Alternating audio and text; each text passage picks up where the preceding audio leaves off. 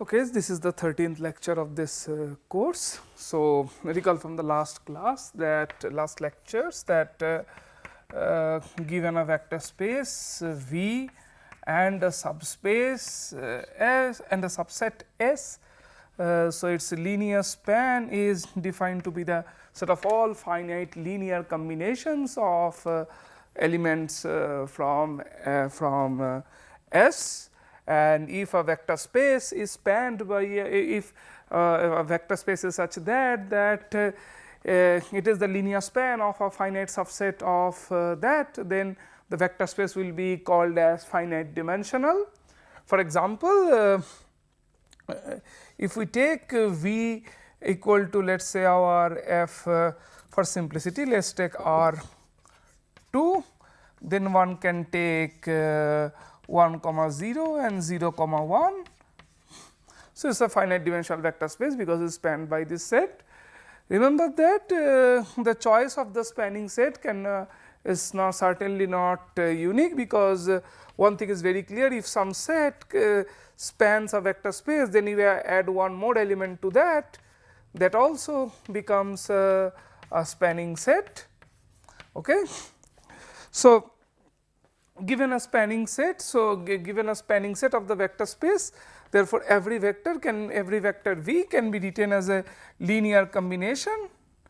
So, assume that finite, we are working with a finite subset, finite spanning set. So, every element can be written uniquely, every element can be written as a combination of elements of S, but so given an element, the combinations can be different in the sense that if you look at example, so here 1 comma 1 can be written as either 1 comma 0 plus 0 comma 1. On the other hand, it can be written 1 times 1 comma 1. Okay. So, given a spanning set, what all you know that given element that can be written as a linear combination of the elements from S, but there could be several linear combinations which will stand for there will be several linear combinations which will stand for the same element from the vector space. So, if nothing further is said, the linear combinations cannot be expected as unique. But indeed the uniqueness will be there once you assume a further condition that S is linearly independent as well. So, if S is linearly independent and S spans V, then every element in V can be written uniquely as a linear combination of the elements of S. And we have a terminology for the such subsets which are in one hand linearly independent, on the other hand also spanning the entire vector space. So, we call such subsets as the we call such a subset a basis of the vector space. Okay. So, in the last lecture we have seen some examples of basis, if you just recall. So, Fn so E1 E2 En is a basis of Fn, where Ei, if Ei is the vector having 1 at the ith coordinate and 0 elsewhere. Okay. There could be other bases as well. For example, we have also argued that given a set of n elements, given a set of n elements in Fn, so then we construct a matrix whose ith column is the ith vector of the given subset. Then if this matrix is invertible, then the subset is a basis, of Fn.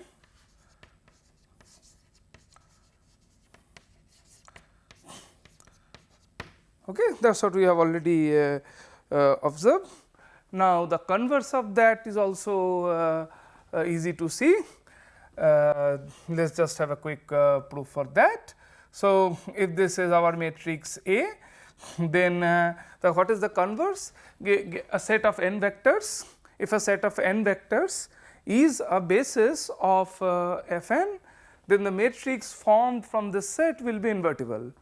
So, that is very easy to see. Recall the equivalent criteria that A is invertible, a square matrix is invertible if and only if Ax equals to 0 as only the trivial solution.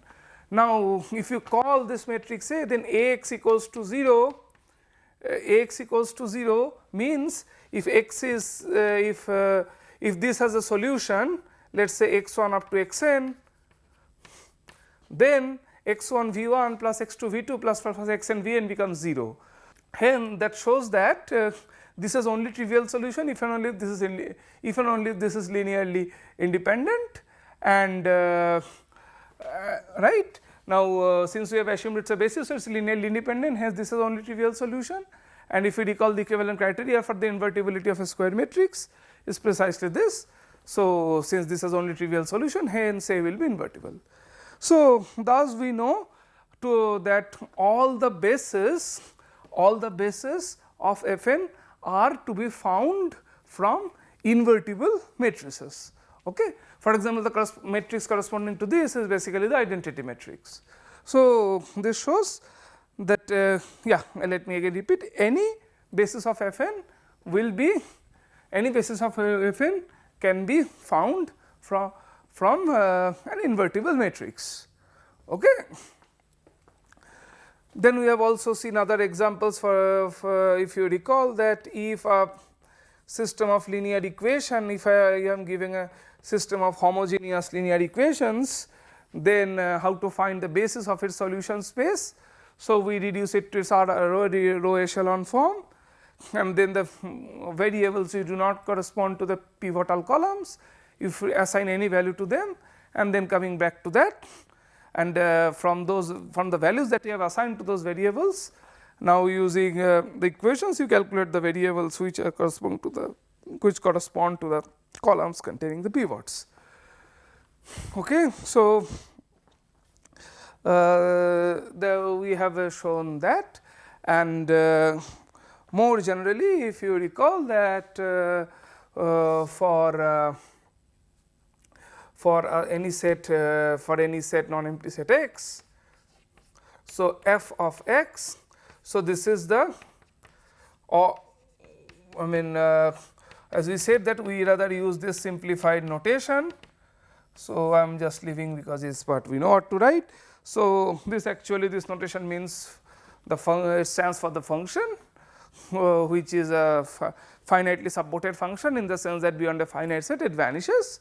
So, all right.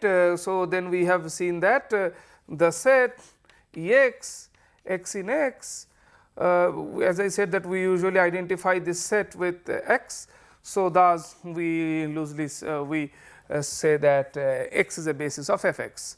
So, as a special case of this, we can see the following, that when x is 1 up to n, then f of x is Fn. So, therefore, and this Ex here will correspond here this. So, basically this is a special case of that, and there are other special cases as well, namely if x is the Cartesian product,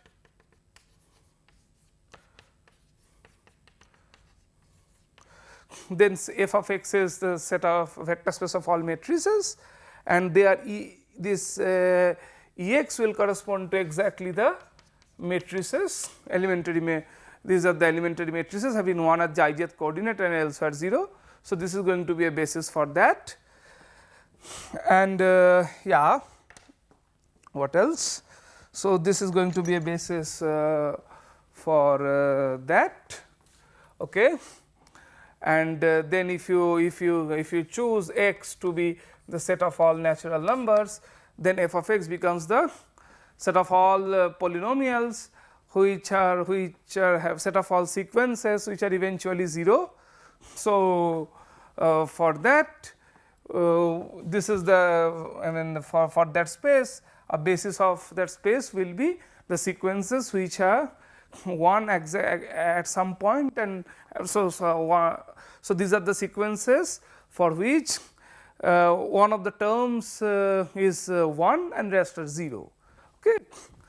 And again as a special case, if x is for a variable t, if x is the 1 t square, then this becomes, so the from here we get set of this polynomial space has a basis this, and if we stick to some power, let us say t to the power n, and do not go beyond that, then the set of all polynomials having degree less or equal to n. So the basis for such a space is for that space is nothing but 1 t square t to the power n. So these are the recapitulations of what we have seen in the last lecture. So we now go ahead. So what are the natural questions which come up in this context? So we know that how to so given a base, so first one shows that how to get the basis of Fn. Then we also know that how to get basis of solution space, more general of Fx, and as a concrete case we get the basis for space of all matrices, polynomials, and for the subspace. Let me talk about one more example. So let us say if suppose I take all square matrices having trace 0. Okay. This is a subspace of MNR. So this is my notation for subspace. So this is a subspace of MNR. So the question is, what is the basis of this subspace? So for simplicity, let us discuss that n equal to 2 case in the class, and then once you understand this how to deal with this n equal to 2 case, then the general case will be very similar, hence it will be left to you as an exercise. So how to do this n equal to 2 case? So recall that in one of the earlier lectures we have made an observation that 2 by 2 matrices, let us say A, B, C, D.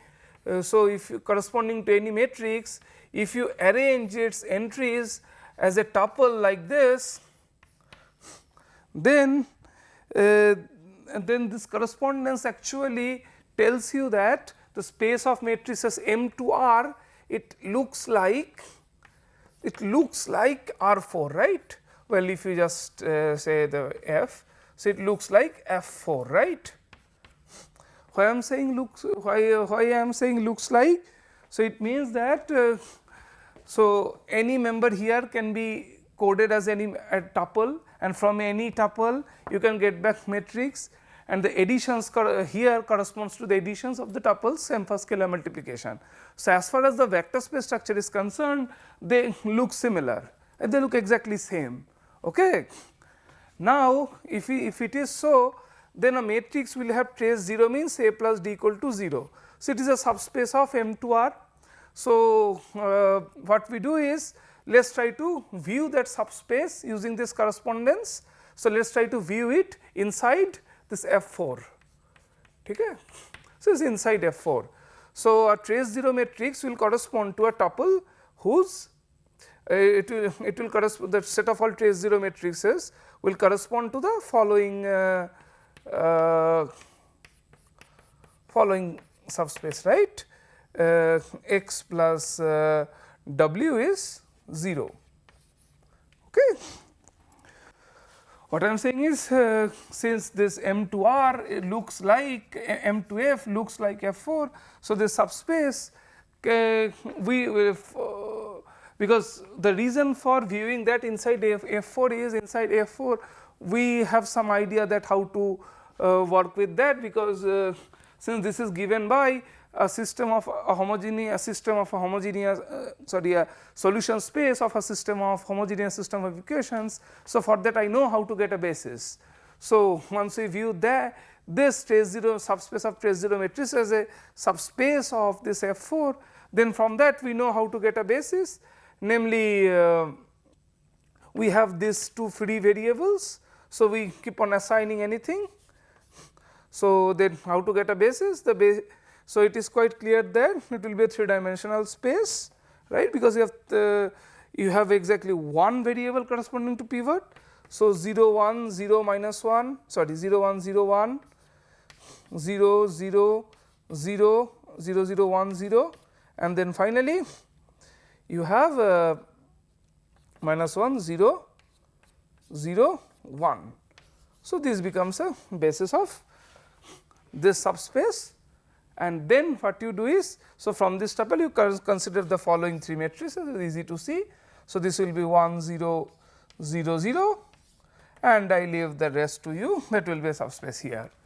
So, as I said, this viewing matrices as tuples when dealing with the vector space structure, viewing matrices as tuples that makes our life easier to get a basis for that, because once it is inside Rn, inside Fn and given by a system of equations, for that I know what to do and from that we get back.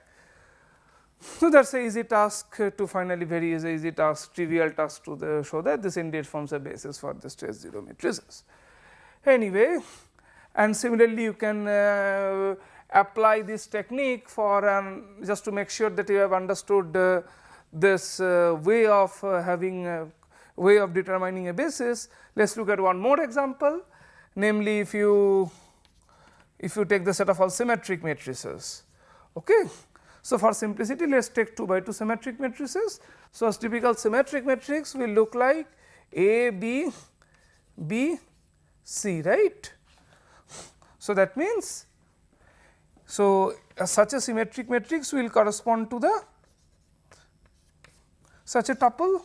So, therefore, and any tuple like this will correspond to a symmetric matrix, hence the corresponding subspace here will be, if you denote this coordinate as x, y, z, w, it will be y equal to z. Okay. So, from that you get its basis and then come back. Okay. So, let us move on for the basis. Yeah. Okay, let's see some more examples, maybe in the somewhat a general setup. So, if you recall that we discussed something called transport of structure, what was that? So, given a set X and a vector space V, if there is a bijective map from the set X to the set V, then we have given X a vector space structure simply by copying the structure of V and pasting it on X. Okay. So, how was that defined? X plus y was defined as f x plus f y and then f inverse, similarly for scalar multiple. Now, as I said that we have just copying the structure of that of V on X, then what is the natural choice of this new vector space that we have just formed, X plus dot and F. So, it is easy to see, basis for that will be nothing but the p images. So, if you fix any basis in V and take their p images by F, that is going to be a basis of X. Okay, this is very easy, because in order to check it is linearly independent or spans, all that you need, you have to go inside V, and once you get inside V, since the images are forming a basis, then the rest will be obvious. Similarly, we looked at another example, that suppose we have vector spaces V 1 and V 2, then V 1 and V 2 are given, the Cartesian product is given a vector space structure by considering pointwise addition and pointwise scalar coordinate wise addition and coordinate wise scalar multiplication. So, then what is the basis of this? What is the basis of this? A basis of this can be found as a, so if S1 is a basis of V1, S1 is a basis of V1 and S2 is a basis of V2, then S1, S2 is a basis of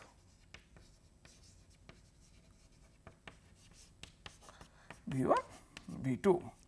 Okay. So, its verification is quite easy and a routine one, therefore, I expect that you will be able to do that on your own.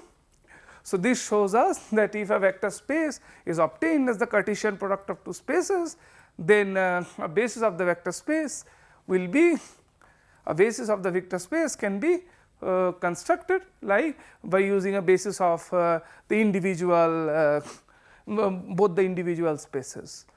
Okay.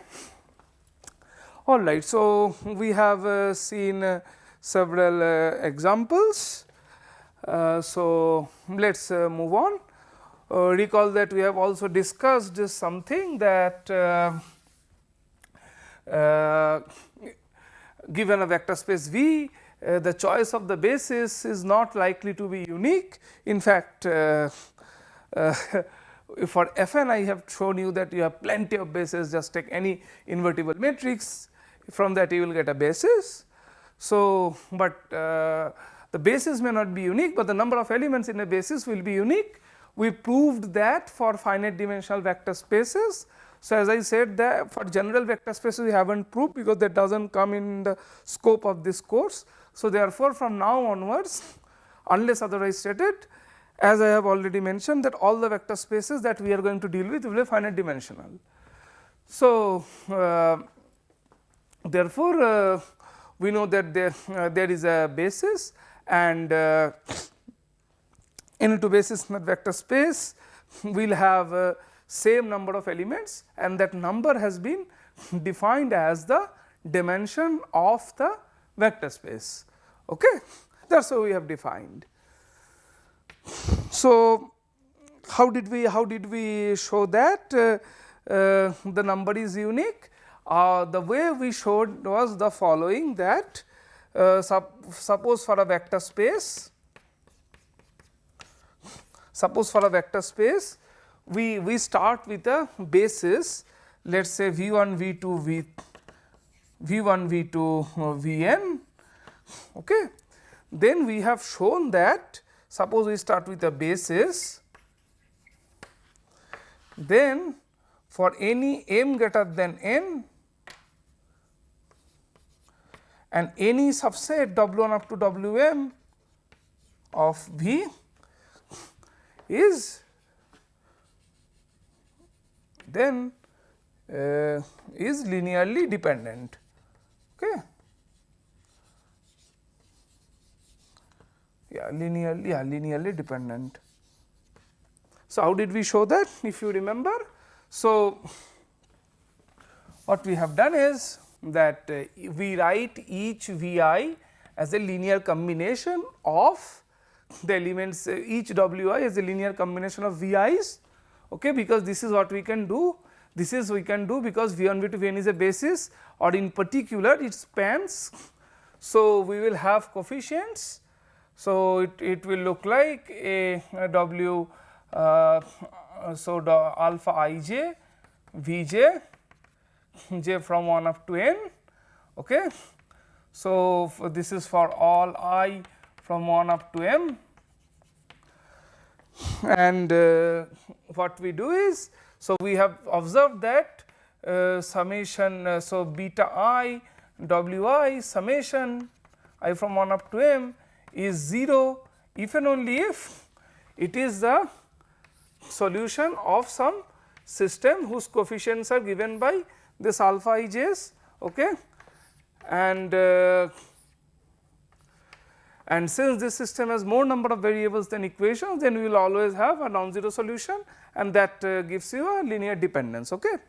So, if you review this proof very carefully, you will see that we actually have not used this the assumption at its full strength, namely what we have just used is this V1, V2, Vn spans the whole space, right. It spans, that is the only thing we have used. We have not ever used that V1, V2, Vn are linearly independent. So, therefore, the proof that we have done in the last lecture, that goes through, if we slightly weaken the assumption that it is a basis, if we replace that, replace the basis assumption by a weaker one, let us say just saying that V1, V2, Vn spans the whole of the, even then the same proof goes. So, thus what we have actually proved is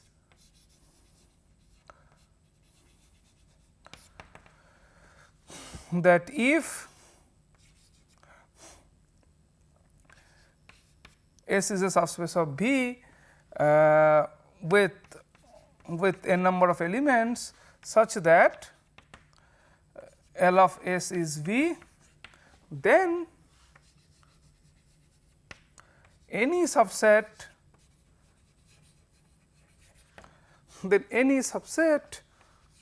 of V having, or if better that let us put it in a different way. So, then any linearly independent subset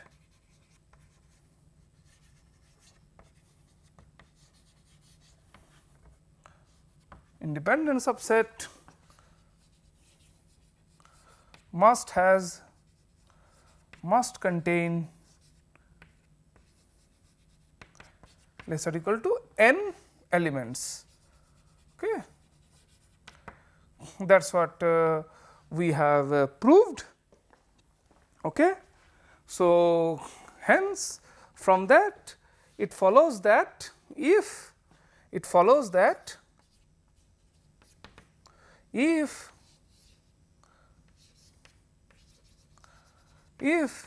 dimension is n, then so from the theorem it follows that every linearly independent subset will have, every linearly independent subset cannot contain more than n elements, that is every linearly independent subset will have number of elements less or equal to n, and also from that it follows that any spanning set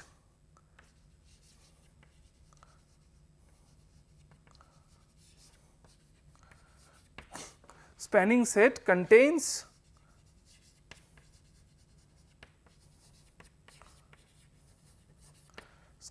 at least n elements.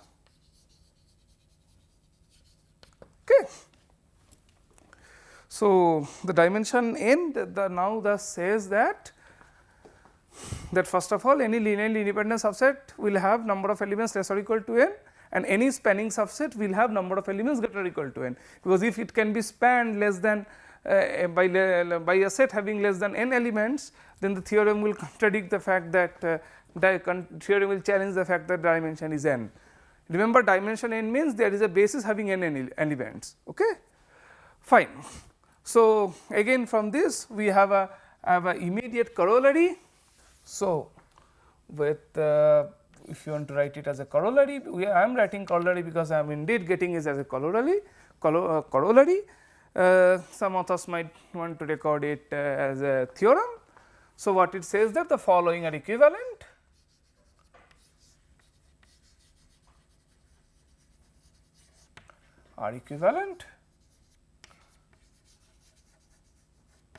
What are the following? Equivalent, let us say for a yeah, okay, fine. Following are equivalent for a vector space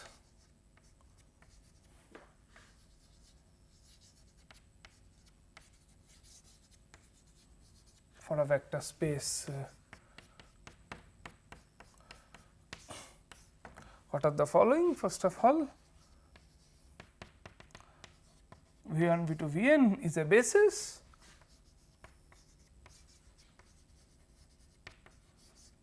Is a basis of V. The second thing is this is a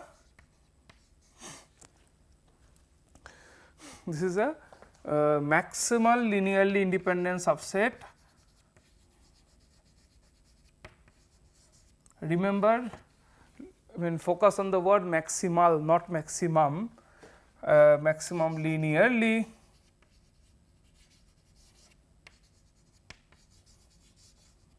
linearly independent subset.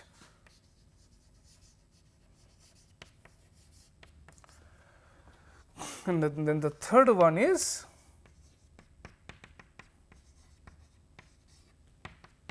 a minimal. Again, I will explain in a moment what this word minimal spanning set.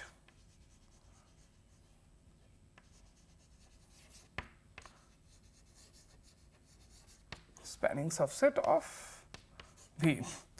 So, before I prove, let me explain what this means.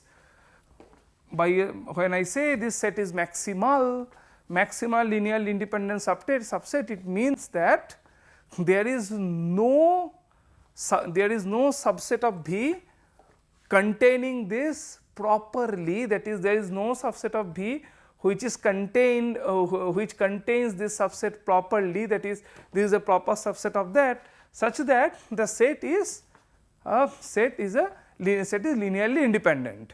I repeat, let me just write what it means is there exists no S such that the given set is a proper subset of S and S is linearly independent.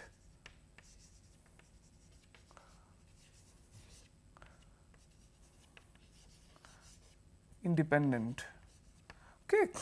Similarly, this means is a minimal spanning set, that means it does not have a proper subset which will span the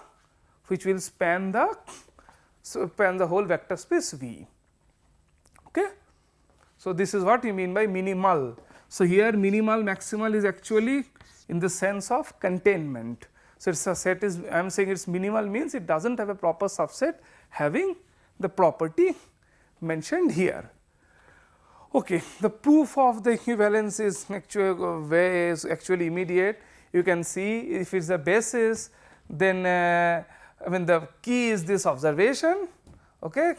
So, if this is a basis, then the dimension is n, and then immediately you can see that since it is any set having more than elements cannot be linearly independent.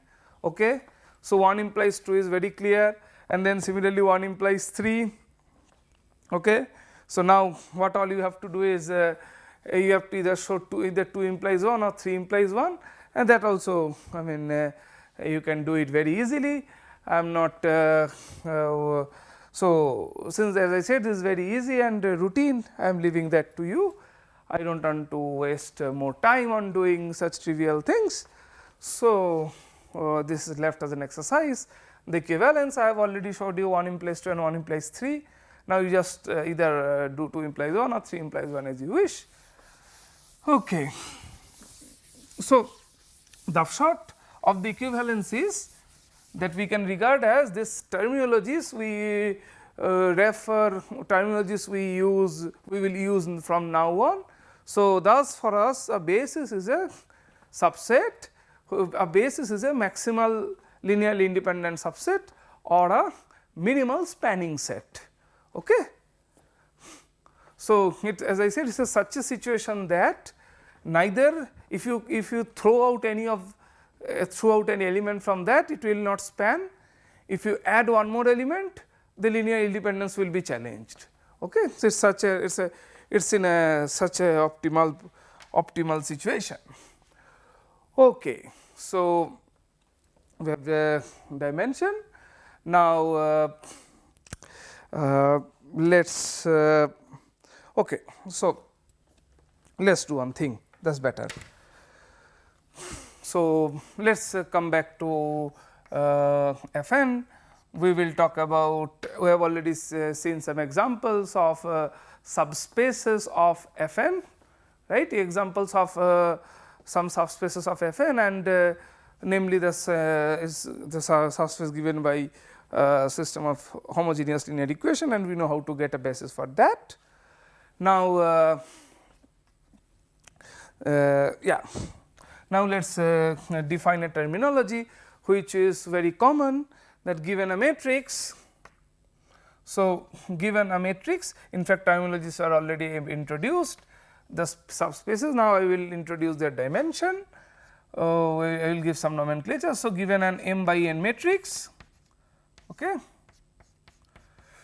So, we recall that the column space of A. So, A is a m by n matrix. So, therefore, its columns, if we write them as A1, A2, An. So, each column is can be regarded as a member in Fn. Okay, each column will be member in Fn. So, the linear span of AIs, which is a subspace of Fn, is called the column space of Fn, and the dimension of the column space. So, yeah. But here there is a surprising thing which I will talk about right now. So, the row column space is a subspace of Fn. So, its dimension will be something less or equal to n.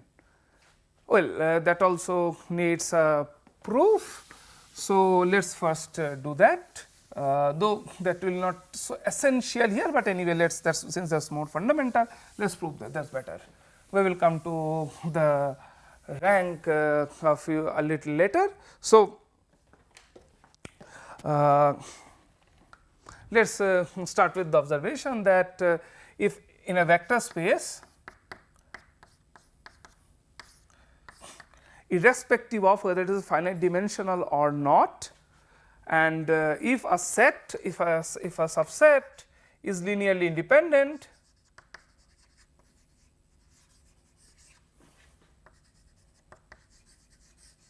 if a subset is linearly independent, I mean remember I am not insisting this is a finite subset, then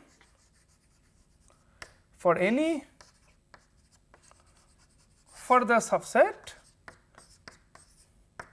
as this is S bar is also, S bar is also linearly independent. That is very easy to see, because let me give you a very quick argument. So, if some combination of elements from S dash is being equated to 0, then that combination as be regarded as the combination of elements, a linear combination of elements from S, and since S is linearly independent, all coefficients will be 0. Hence, the coefficients in the combination of elements of S that we have started with will be 0. Okay. So, that so that is quite clear. So, but now if we come to the very come to our setup that we are working with finite dimensional vector spaces, then and if we choose a V1 V2 Vn a basis for that, then any subset of V1 V2 Vn will be linearly independent. So, given a basis, any subset of the basis will be linearly independent. So, the natural question that comes here is, can we expect the converse to hold? That is, given any linearly independent set, can it be viewed as a subset of some basis? Okay. This is not an unnatural question, or another way to put that question is, given a linearly independent set, can it be extended to a basis of the vector space V, given let us assume that the vector space is finite dimensional. So, the question is, given a linearly independent subset V, I am just assuming V is finite dimensional, does there exist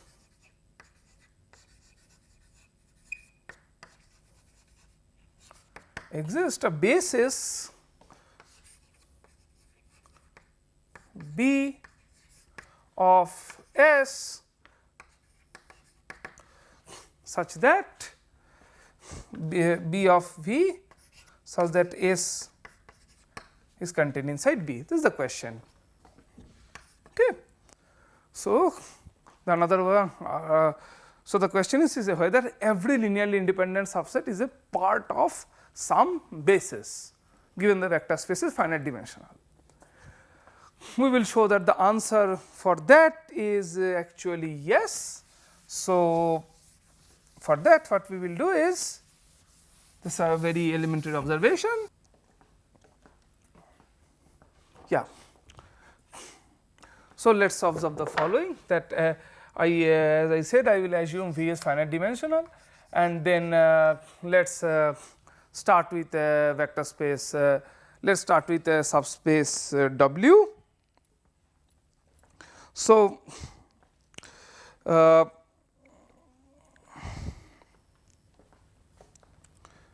us start with the subspace W. The first question is, whether W is, given F finite dimensional, whether W is finite dimensional.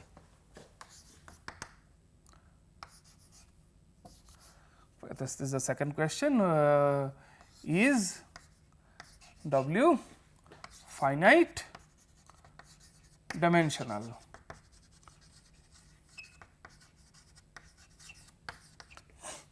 We will see that all these questions are actually related.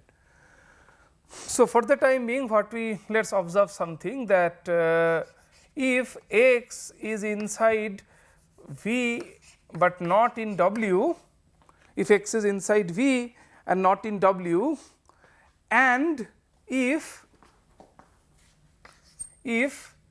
S is a basis of W, S is a basis of W, then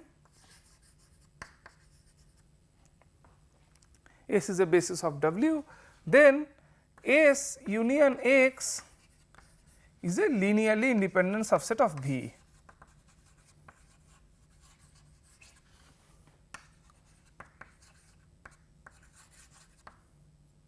Is linearly independent. Why so? That is very easy to see. So, suppose some combination is 0. So far we do not know whether S, I am just assumed S is a basis. I could not say that S is linearly, I could not say that S is, to begin with,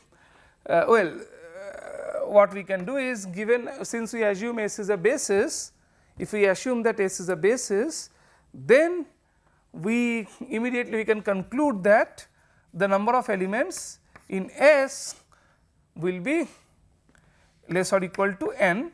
So, assume that the dimension of V is n, okay. The dimension of V is n. Now, yeah, so if S is a basis of W, then I do not know, then S number of S will be finite, okay, and S will be number of elements will be n, and let S, let us write S as W1 up to Wm, where m is less or equal to n, and now the S union X will be this. Now, if we have a combination that alpha I is Wi, let us say some beta x 0, then we need to show all of these are 0, right. So, if beta is non-zero, we will push. So, if beta is non-zero, then this sum will be minus beta x. Therefore, as we have assumed beta is non-zero, so we can divide both sides by beta. Therefore, then x can be written as a linear combination of wi's, but that is not possible, okay, because linear combination of wi's will be inside W. So, that challenges this assumption, hence it shows that beta must be 0, okay. I repeat, with the assumption that beta is non-zero, with the assumption that beta is non-zero, what you can show is you can arrive at a contradiction, hence beta is 0. So, once beta is 0, now this combination is purely a combination of wi's, therefore, all alpha will be 0. So, therefore, we have proved that if S is a basis of W, then S union X is linearly independent, okay. Fine. Now, one more, so therefore, what will be the linear span of S union X? What will be the linear span of S union X? So, it is easy to see that. So, we got this as a linearly independent subset, and this is a spanning set. So, therefore, that it will be m plus 1. So, what we do is then what we do is then having started with this, then we will, so if this linear span is the whole of V, then we will stop, otherwise we can pick up an element outside the linear span, we join that with S union X, we will then its linear span will be a subspace of dimension 1 more. So, we can keep on doing that. Now, since this is a finite dimensional vector space, so since the dimension is increasing, So, at some point of time we have to stop. That shows that this S with this S adding a few more elements, we will get a basis for V. Okay. I repeat, with this adding a few more elements, we will get a basis for V. So, what this shows is, given a vector space V, finite dimensional vector space, and any subspace W, any linearly independent subset of W, any basis of W can be extended to a basis of V. I repeat, what we have seen is the following, that well, let us we will get back to this question later. So, let me just first record what we have observed. So, a theorem, you can record it as a theorem. So, V is a finite dimensional vector space and W is a subspace of V, then any basis of W can be extended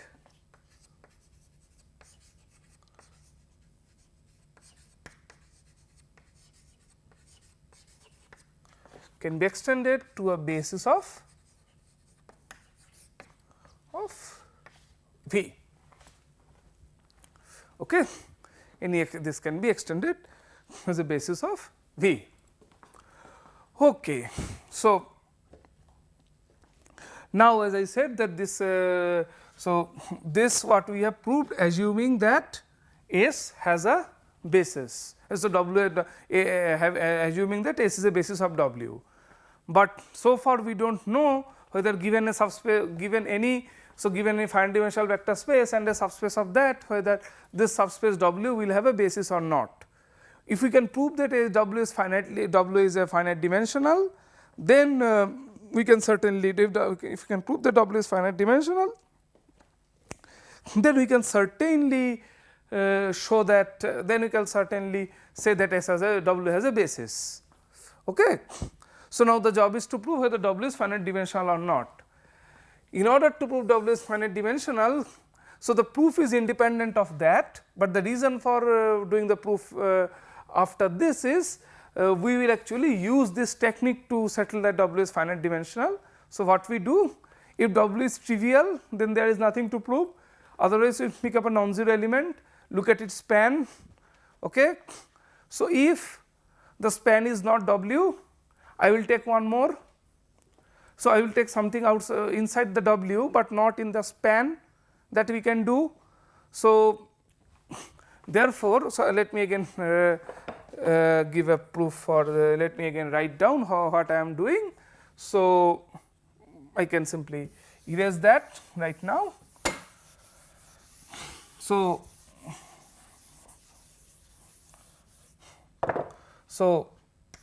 W, so if W is non-trivial, so I will pick up a non-zero element inside W, look at that. If this is the whole of W, then I am done. If it is not, then I will have an element outside. So, if I let us call it W1, I will have an element here called W2, right. The same technique, then I will, so W1, W2 will be linearly independent, right. I mean, using the general observation that having a vector space, yeah. So, it is in the same way that if some in order to show this linearly independent, so that means here one W2 has to be you have to show that W2 is not a linear scalar multiple of W1, and that is obvious because it is not in the span of W1. So, this is linearly independent. So, the dimension of, so L of W1, if you call it W1 the linear span, then adding one more element we will get a subspace W2. So, the dimension of W2 has been increased by 1. Now, if this is not W, we will go ahead. So, I cannot go like that indefinitely, because on the top V is sitting which is having finite dimension. So, as soon as a subset is crossing, as soon as the number of elements of the Wi. So, again let me tell you what I am doing. So, W1 is by definition dimension 1, this is 2. So, I am saying that I cannot go indefinitely like this, I have to stop somewhere, because otherwise whenever if I arrive at Wn plus 1, then the dimension of Wn plus 1 will be n plus 1. That means the basis of Wn plus 1 will have n plus 1 elements. Hence, inside V we have an n plus 1 set of elements being linearly independent, which is not possible. Okay. So, now I think the argument is clear why W is finite dimensional. Okay. So, as I said, the proof of this is the proof of this is independent from here, because here we have said that any basis of W can be extended, any basis. So, I am not therefore, if I start with a basis, it can be extended, but that does not guarantee that W has a basis. In order to show W has a basis, we need to show it is finite dimensional, and the way we have proved this, the same technique, once you apply here, that settles that W is also finite dimensional. Okay. And now, if you come here, that is quite easy. Now, you are almost in the shape that yeah. So, given any linearly independent subset S, so what we do is we will take W to be Ls, okay, and then using the theorem, we see that S can be extended to a basis of extended to a basis of V. Okay. So, what does that show? That shows several things at a single stroke. So, given a vector space V of dimension n, any subspace will be finite dimensional, and since a basis of that can be extended to a basis of this, then the dimension of W has to be less or equal to dimension of V. So, let me record it as a corollary here, dimension of W has to be less or equal to dimension of V, okay, because if you start with a basis, it can be extended to a basis of that. Okay. So, we have proved several things. Given a vector space finite dimension is any subspace of finite dimension having dimension at most the dimension of the whole space. And also one more thing is immediate from here, that the equality occurs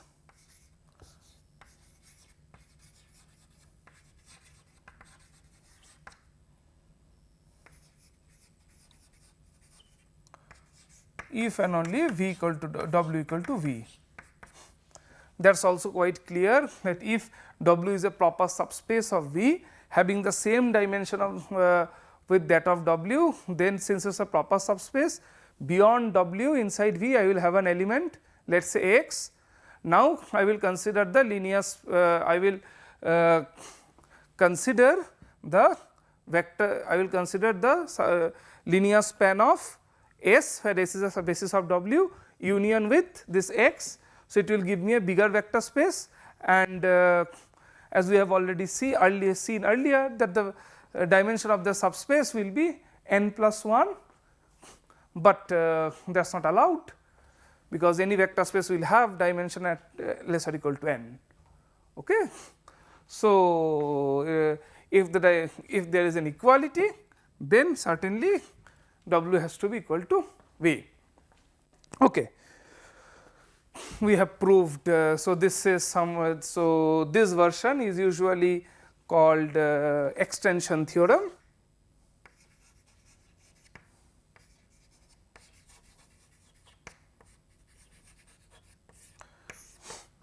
What the extension theorem means? Any linearly independent subset can be extended to a basis of V. Okay. So, we have done extension theorem. So, yeah, now let us come back to this context. So, the dimension of the if the what we have yeah. So, the column rank of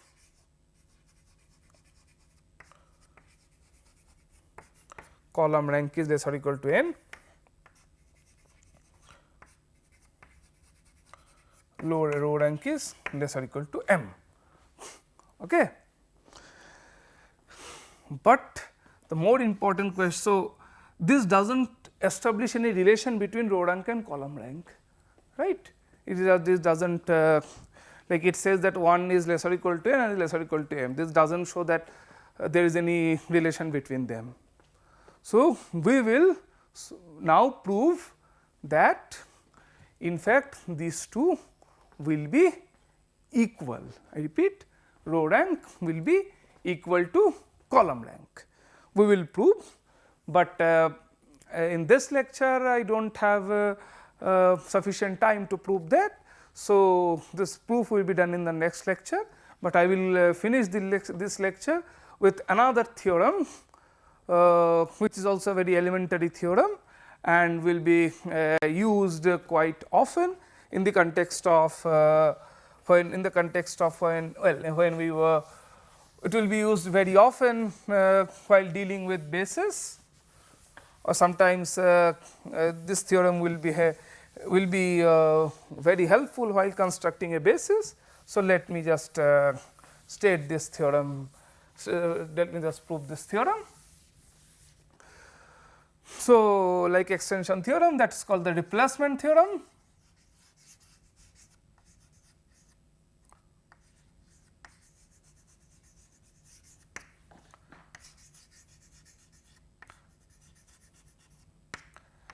What does that say? So, let V, so some sort of replacement is to be there. So, the theorem exactly says so. So, assume that, so is a vector space, assume V1 V2 Vn is a basis, is a basis of V. So, remember with this I am already assuming V is finite dimensional. Let V be a non-zero vector, V be a non-zero vector, then what will happen that V can be written as a linear combination of these vectors. So, then V will be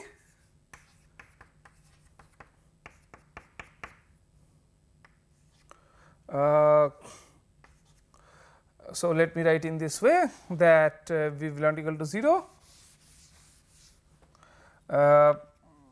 and V equal to 0 and alpha naught to alpha n in F, let this such that V equal to summation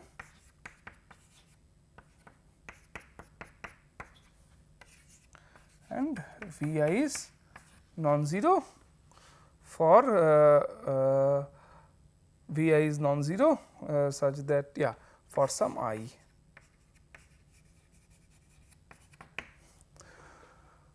I have to see whether I have formulated correctly or not. So, the thing is if you start with a non-zero vector V, then you know that it can be expressed as a linear combination of them. So, now you will have at least one coefficient non-zero because V is non-zero. So, let if you just well for the sake of simple, let us use a different notation for some k. Okay. Sorry, not V k 0, alpha k is non-zero. Okay. Such that let me put it in this way. Let V equal to V not equal to 0 and the scalars such that alpha k not equal to 0, where this the better way of putting that is let V not equal to 0 and the scalars be such that one has the following two properties. One property is alpha k not equal to 0 for some k, and then second is what I have just written, alpha I v equal to v. Okay. So, let v be non-zero and the scalars, let v not equal to 0 and scalars be such that v is there and this.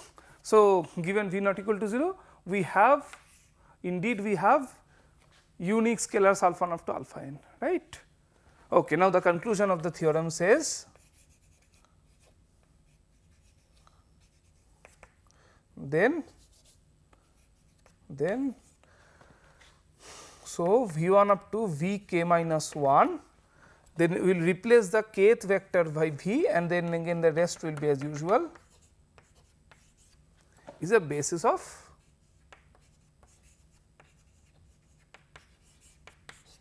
v. So, the upshot is the following. I start with the vectors, I start with the basis v1 v2 vn and take any non-zero vector. Then for that non-zero vector, once I rewrite the non-zero vector as a linear combination of the basis vectors, one coordinate will be non-zero, let us say at least one kth coordinate, right.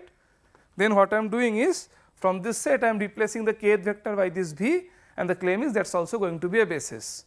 So, that is why, so you are by replacing a vector whose corresponding coefficient is non-zero by replacing a vector whose corresponding coefficient is non-zero by v, I get a basis for the whole I get a basis for the whole for the vector space v. And how to prove that? Proof is extremely easy. I will just briefly tell you how to do it, and with that I will stop.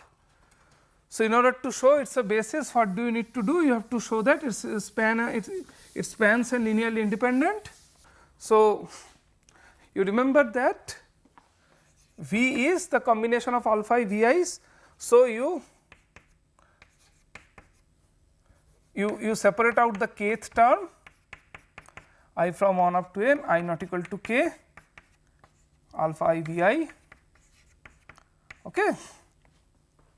You separate out the this part, and what you do is, so then you can write vk as the, so vk will be minus 1 by alpha k v plus again minus minus 1 by alpha k times this sum. Okay. You bring it that side, here maybe you do not need minus, but here minus will appear. Okay. No, let me very sounds here. So, this will be minus alpha k v k, and it will be minus v plus this sum. So, once you divide it by minus 1 by alpha k, it will be just 1 by alpha k times v, 1 by alpha k times v, and then I was right, minus 1 by alpha k times this sum. This shows that any vk can be written as a linear combination of v1 v2 vk minus 1 v and this. Okay. I repeat, this shows that vk lies in the span of this set. So, now it is very easy to show that this spans the whole of v. How?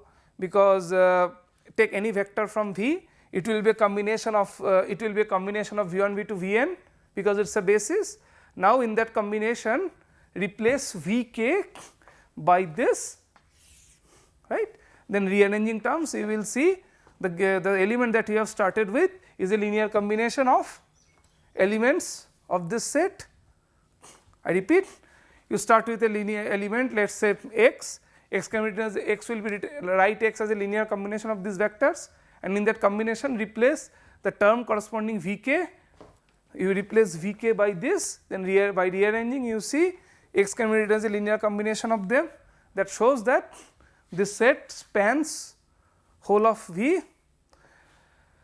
Now, again the linear independence checking, I would like to leave that to you, that is a routine checking. So, that is a routine checking, I will simply leave that to you by writing writing one line. So, suppose alpha I V I, where I from k minus 1 plus well I should combination I am talking about. Yes, since V is there I should not use alpha I, let us say beta I V I, and then I just write beta here, and then again k plus 1 to n beta I.